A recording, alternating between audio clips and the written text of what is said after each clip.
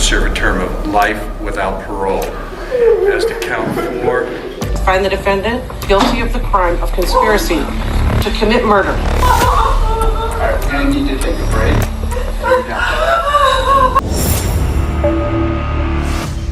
Meet Esteban Carpio. He was brought in for questioning after a woman reported being stabbed. Inside the Detective Bureau, Carpio sat unhandcuffed in an interview room with Detective James Allen, a respected veteran officer. Moments later, Carpio grabbed Detective Allen's service weapon during a brief struggle and shot him twice, killing him instantly.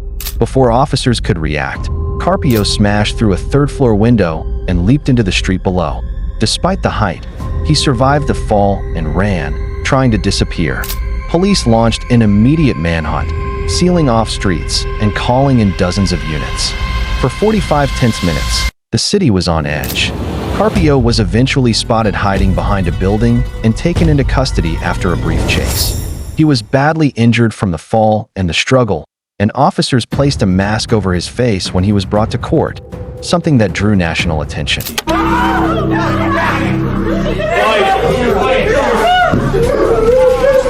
Step off. Not guilty! Tell him not guilty! Tell him not guilty, Steven! It's gross police brutality. He was mentally ill and he needed help and we couldn't get it. We tried and tried. And he didn't deserve this. Esteban Carpio was later convicted of murder and sentenced to life in prison without parole. A desperate escape, a fallen detective, and a case that shook the entire community. Meet Diana Lovejoy. He is standing before the judge, awaiting her fate for a deadly plot against her ex-husband, Greg Mulvihill. Prosecutors said Lovejoy, desperate to end a bitter custody battle, conspired with her firearms instructor, Weldon McDavid, to lure Mulvihill to a dark trail late at night under the pretense of discussing their son. Hidden in the shadows, McDavid fired a high-powered rifle, narrowly missing Mulvihill's heart but leaving him seriously injured. He escaped the ambush and identified the shooters, leading police straight to Lovejoy. After weeks of testimony, the jury returned a guilty verdict, attempted murder and conspiracy. And then came the moment that shocked the world. When the judge announced 26 years to life in prison, Lovejoy's face went blank. Seconds later, she collapsed, falling hard onto the table. Then she was moved to courtroom floor as deputies rushed to help. We, the jury, find the defendant guilty of the crime of conspiracy to commit murder. All right, we're going to need to take a break.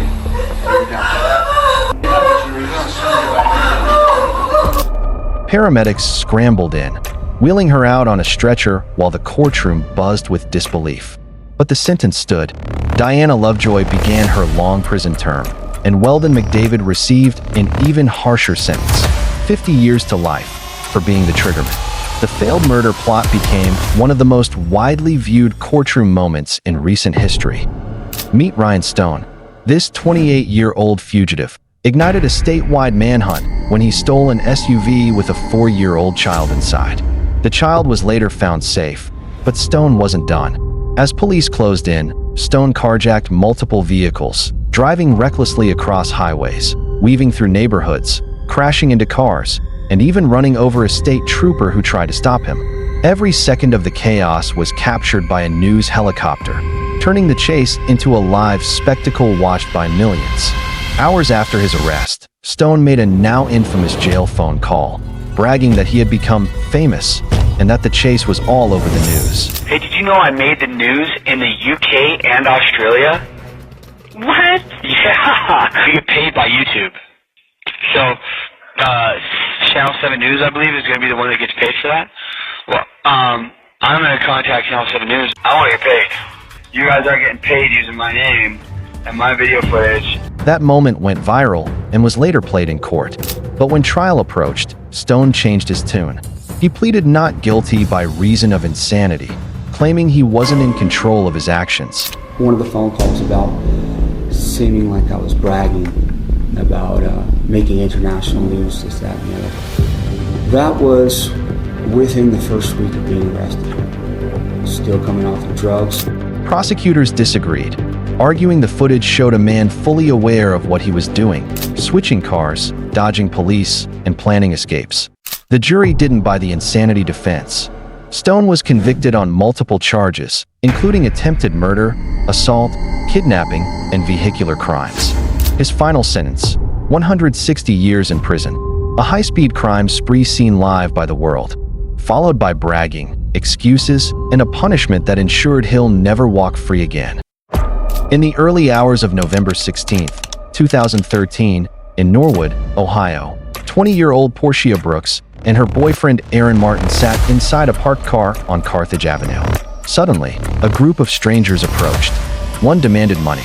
When the couple had nothing to give, Jaleel Smith Riley opened fire.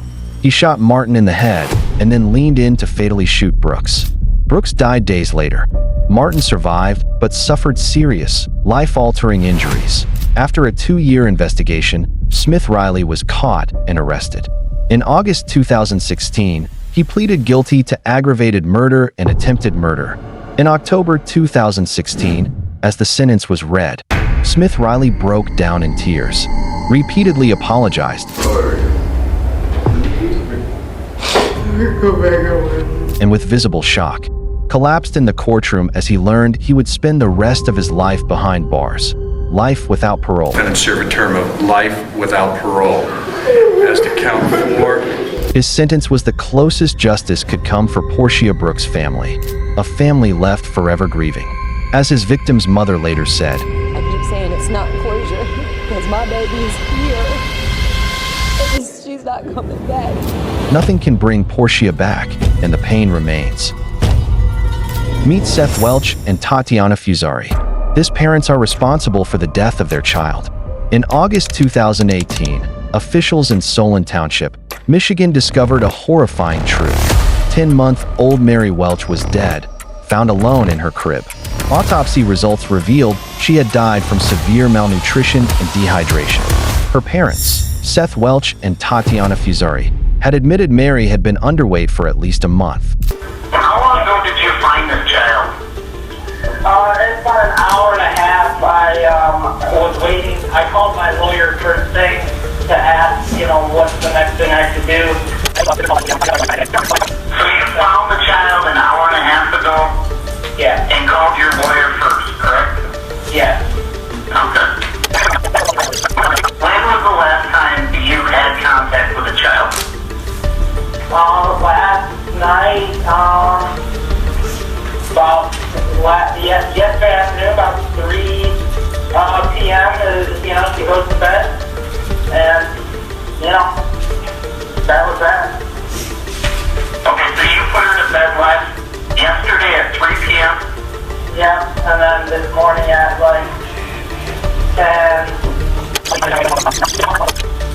So you're saying it's normal for your children to sleep from around 3 p.m. till 10 a.m.?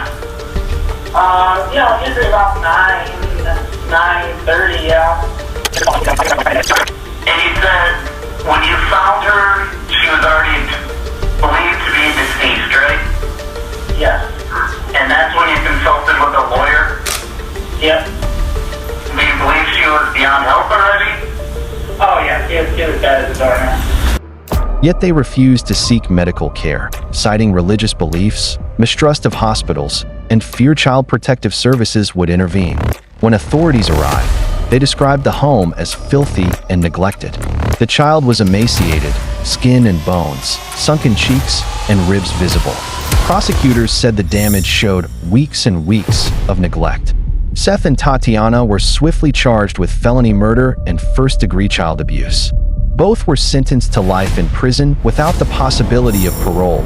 That you're both charged with what they call felony murder while in the perpetration or attempted perpetration of child abuse in the first degree.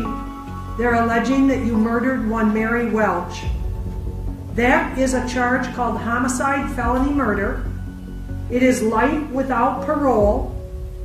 It requires a DNA sample to be taken upon arrest, which is often like a cotton swab or in the inside of your cheek. The second offense that you're both charged with is called child abuse in the first degree, where they're alleging you knowingly or intentionally caused serious physical harm to a child. They're talking about this Mary Welch.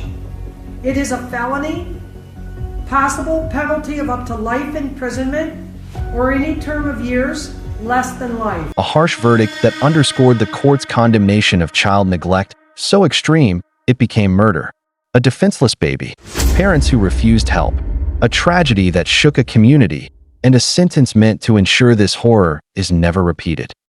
For more crime stories, please like and subscribe.